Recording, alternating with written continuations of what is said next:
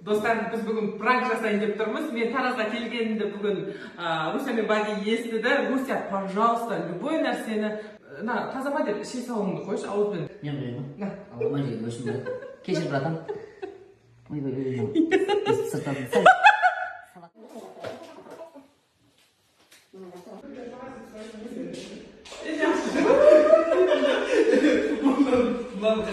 Или мынаумен хотя бы екеуі бір сливаться етіп тұратындай ма, бір бәле істеу керек сияқты. Жоқ, мына қандай ғой, айна қояйық десе, кухняға айна болмайды дейді. Жоқ, ана қазір андай шыққан ғой, типа шөп, типа 3D сияқты болып тұрады да. Бір жерде тау, в общем, бөлек нәрсе ма негізі. Мынаны мен бірінші келген кезде сөйтіп басқа сияқты болып көрінген маған.